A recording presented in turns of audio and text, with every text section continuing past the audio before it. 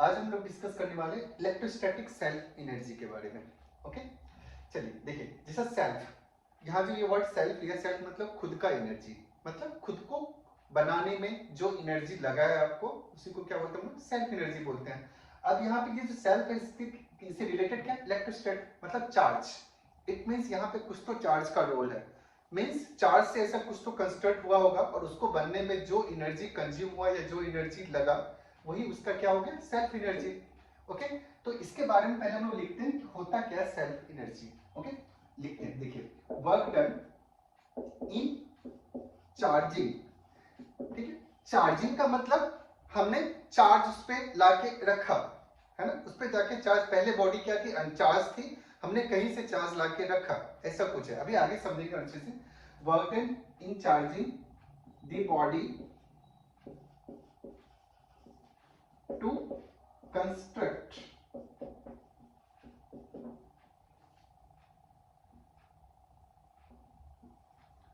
desired configuration।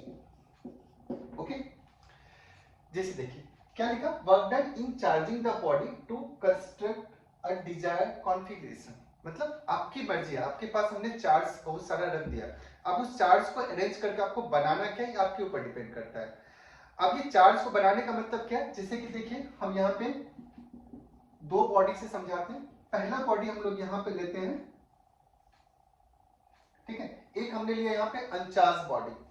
Okay, चलिए अब हम यहाँ पे क्या किया, बहुत सारे यहाँ पे एक रेफरेंस पॉइंट लिया और यहाँ पे आपके बहुत सारे चार्ज रखे, बहुत सारे चार्ज है ना, बहुत सारे चार्ज यहाँ पे है रखे।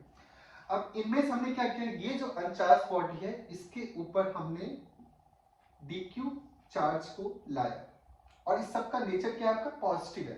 तो जैसे ही लाया तो यहाँ पे सपोज यहाँ पे पॉजिटिव आ गया आपका, तो जब इसको पहले चार्ज को लाया तो इसको ज्यादा कुछ एफर्ट नहीं लगाना पड़ा, लेकिन जैसे ही इसने दूसरा इकट्ठा करके फिर दूसरा लेकर आया तो इसको एफर्ट ज्यादा लगाना पड़ा। क्यों लगाना पड़ा एफर्ट ज्यादा, क्योंकि पहले वाले पॉजिटिव के कारण से जब दूसरा पॉजिटिव लेके आ रहे थे तो दोनों में रिपल्सन हो रहा था, क्योंकि दोनों सेम नेचर का था।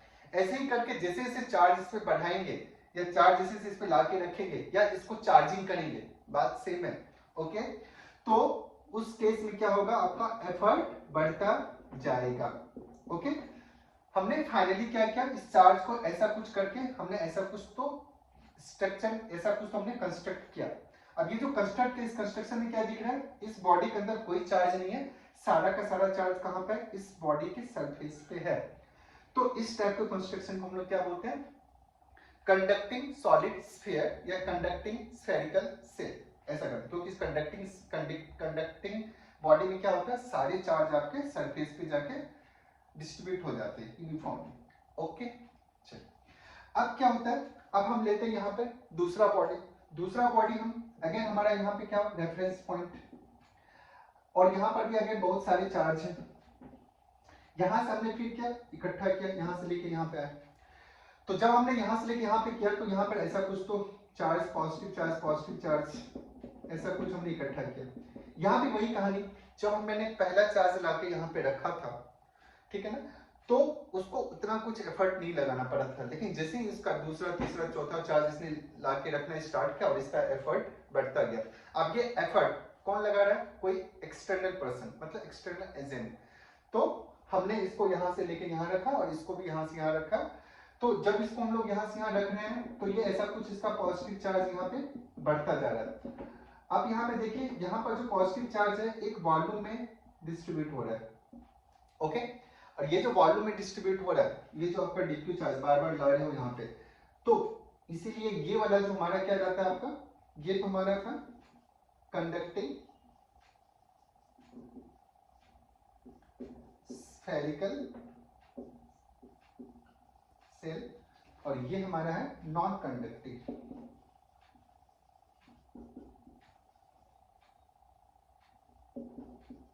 Spherical body.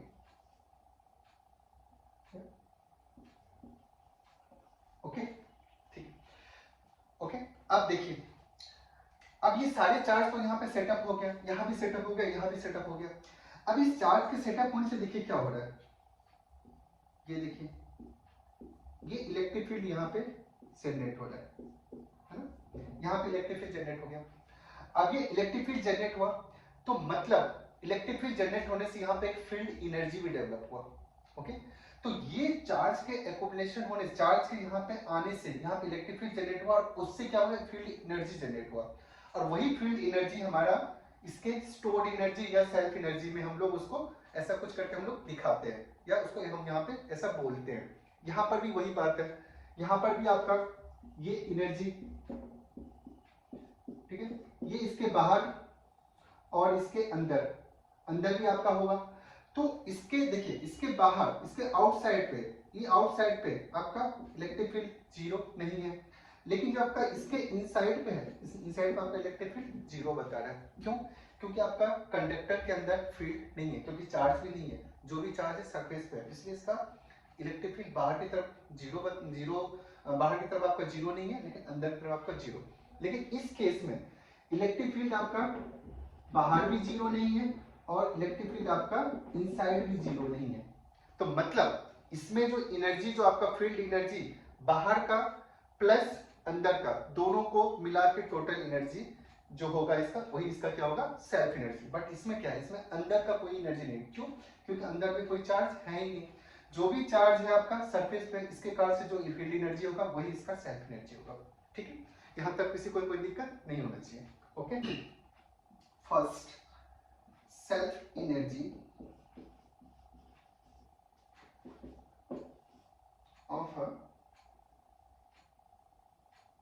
conducting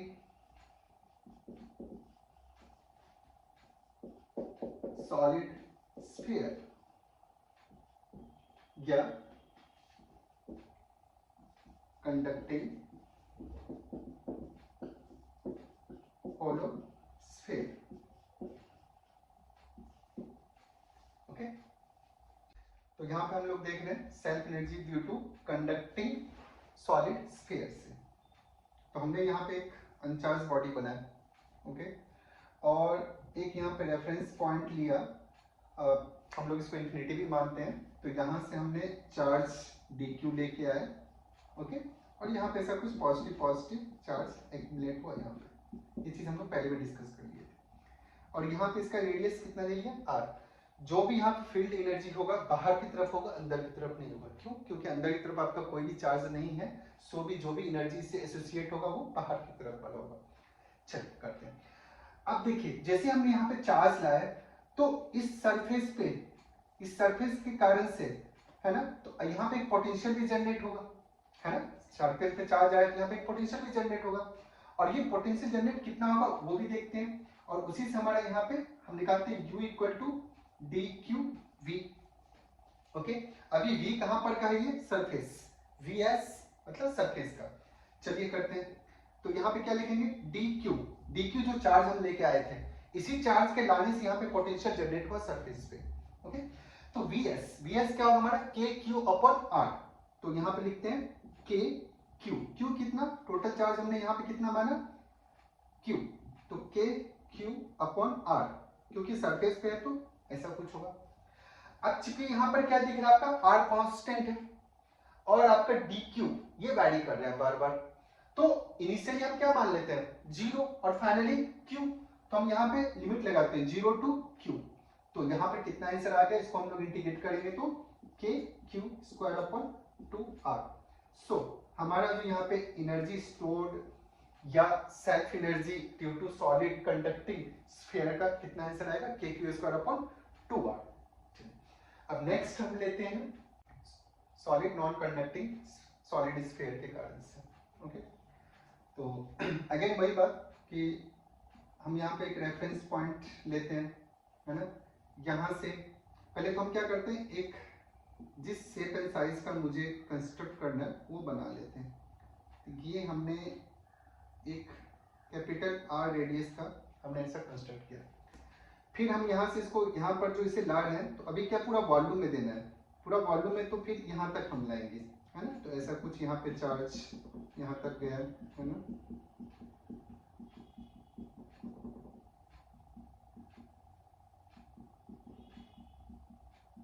ऐसा गया।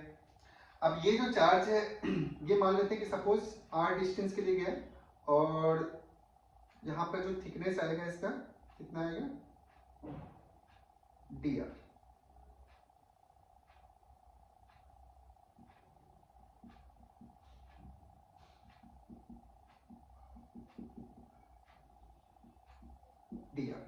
ओके, एंड टोटल जो हमें चार्ज लाना था टोटल Q, और इस पे जो गया अंदर जो गया चार्ज वो कितना गया आपका, ये मान लेते हैं स्मॉल q गया।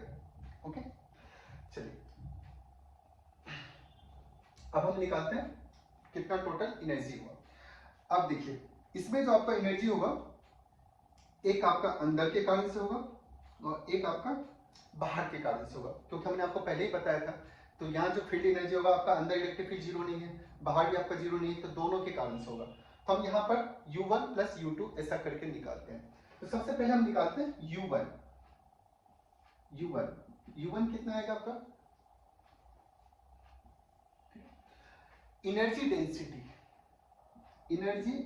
डेंसिटी मल्टीप्लाई कितने डिस्टेंस के लिए आपका है 4 पाई एनर्जी डेंसिटी। अगर मुझे आपको यहाँ पे क्या चाहिए, एनर्जी चाहिए, तो energy density into 4 pi r square dr ये करना पड़ेगा।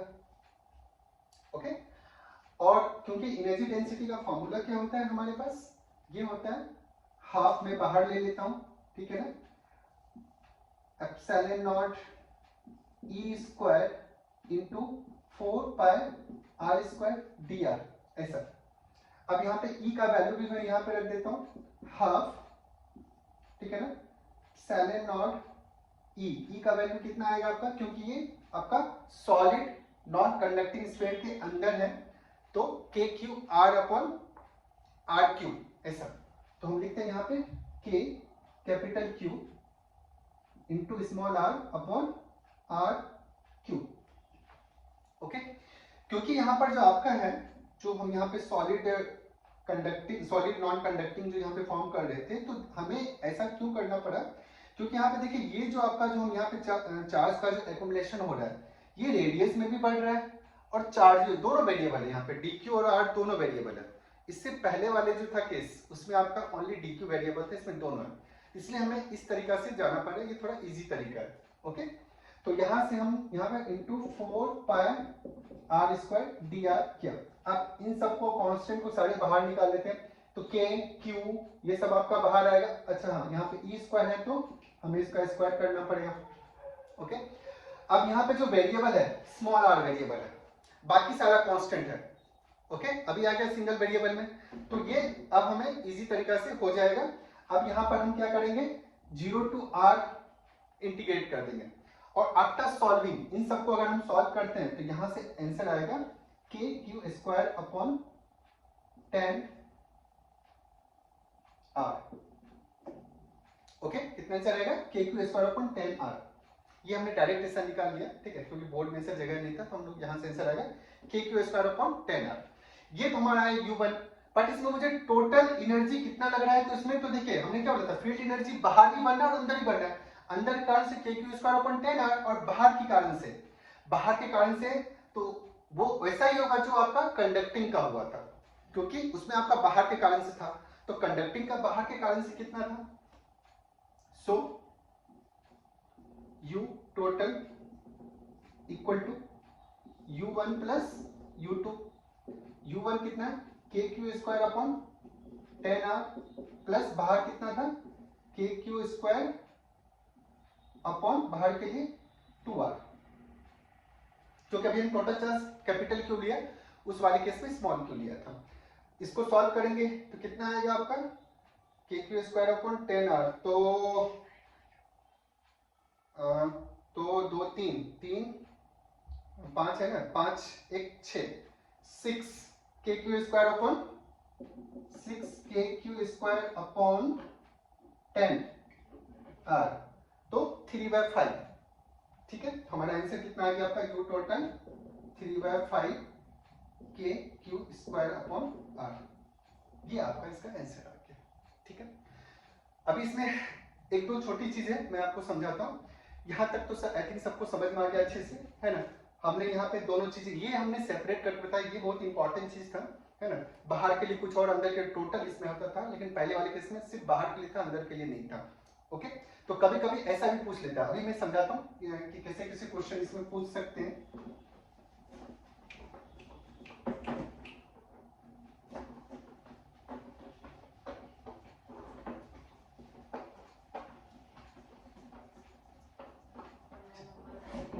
देखिए कैसे कैसे क्वेश्चन पूछ सकते हैं, एक बार मैं बताता हूँ अच्छे से।